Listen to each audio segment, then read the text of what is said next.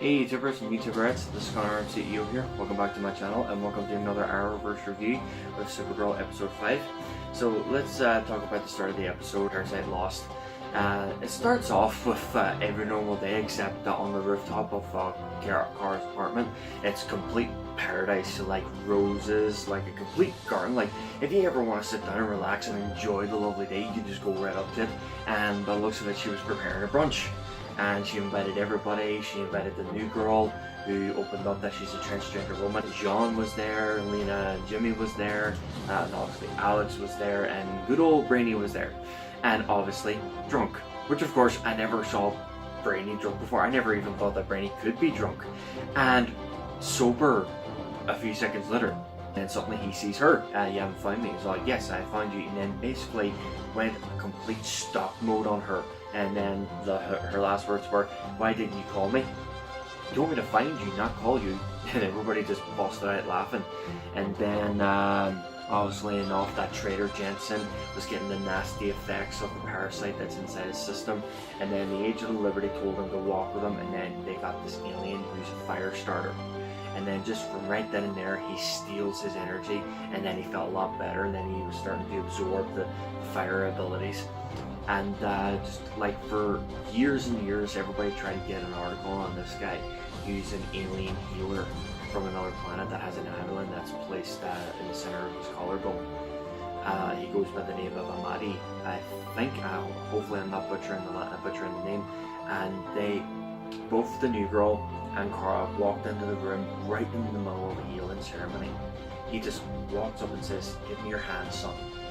Then this energy, this life force was coming out of his hands and then towards the kid. And then he got up from his wheelchair and then walked towards his mother, gave them a hug, and left the girl and Kara completely speechless. And I'm like, holy crap. And he said his mission is to heal the human heart as well, not just aliens.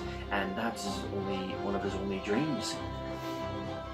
And then just from out of nowhere, Jensen, he shows up to this performance area where there's this alien who's a shapeshifter, and everybody finds it complete entertainment. And then just before the guy he was about to get attacked by Jensen, Supergirl showed up in the nick of time, and then that's when she finds out she's feeling the effects of the parasite drain her life force. And he had her abilities, which made him dangerous. And Colonel Haley is not really, well, to be honest, I don't know what the hell she's up to. At the start of it, she was all nicey and saying, I commend you, you're very cooperative. And basically talking to her about plutonium or radiation material that can actually weaken the parasite to take it down.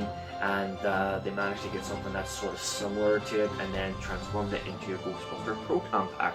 The way that I'm looking at it is like, yeah, we're going all Ghostbuster right now on this guy. And then shortly after, turns out that Amadi had his emelet stolen, and then Jean looked into his brain and then saw this girl inside his head.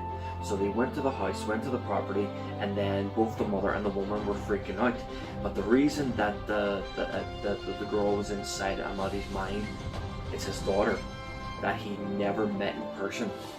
Because apparently the mother said they only had a one-night stand, and then she had a baby and she got pregnant, and then just basically shunned her, which was complete bullcrap. He got into the social media a lot and had photos in several events with the same girl that apparently only been with once. And apparently he has been lying to the girl, hiding letters from her, but as soon as she found the letter, she completely lost the plot. And it turns out it was the former lover, the mother of the child, that stole the medallion from Amadi and sold it to the black web. And that's how Jensen managed to get his hands on it. He placed it onto his person by the Agent of Liberty, because with that medallion and him stealing life force from aliens, he's able to keep them at bay, to keep them inside him, to keep them in complete control. And Jimmy was being pressured again by Lockwood, who showed up in this keynote speaking event, which of course the keynote speaker was Guardian.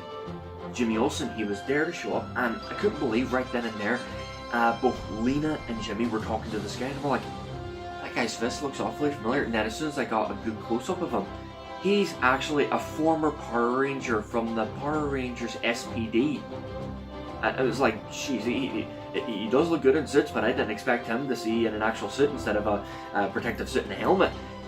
With this, after the mayhem that was happening, they put together this huge force field so Parasite couldn't get out, but he's been managing to get out, try to break out. But then Colonel Haley and Alex took that to the advantage to ask Supergirl not to engage with Parasite, but actually get them out one by one.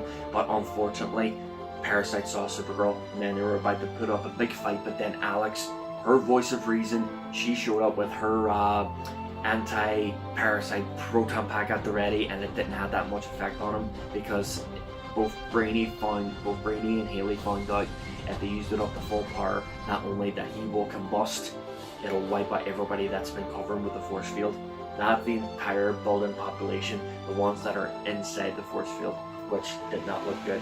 But Colonel Haley's been trying over and over and over and over saying, take that man down, that is an order. And then just from out of nowhere, Lockwood said, maybe we should see Guardian in action instead of having him standing there. It's like, what is this guy up to? He's literally pushing him.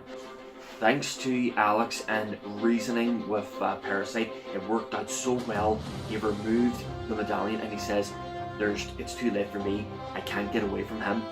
And then they're basically saying him, but as soon as he removed the medallion, he basically nearly combusted himself, but he's still alive, and he's been sent to the desert compound where the second DEO turned traitor that was murdered by Mercy, he got sent to that place, and he has no memory of what happened. I mean, he's practically a vegetable.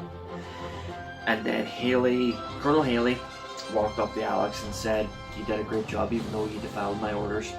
And then this I did not see coming. So like saying, you know what, you're a far better DEO than Hank Henshaw. We were actually going to arrest him right then and there, but I'm glad you replaced him. And then I'm starting to figure out what is going on. I mean, she was all nicey and then just sticking right into the program. And then the next thing, the thing with the president, when he lost the plot and then he got all nicey at the end. And lovely enough that both Amadi and his daughter, that he finally gets to meet, they're finally bonding because I think she's part alien as well, which is fantastic. And he said that he never gave up on him, it was always in his thoughts. And then I don't know what's happening with James. He basically called Lockwood and says, should we meet and organize something? So like, this is probably what he's been doing this whole time. He's probably going to use you and manipulate you and call you the Guardian of Liberty, like it said on the headlines. But anyway, I did enjoy the episode. It was cool seeing Parasite again, and it was cool to see some other changes rather than having Supergirl come in for the fight. But now Alex gets to step in and tries to help Jensen, but he ended up turning into a vegetable. But anyway, please stay tuned for my other Arrowverse reviews. And anyway, to the YouTubers and YouTuberettes, I'm ConorArmCEO. Thank you, and over and out.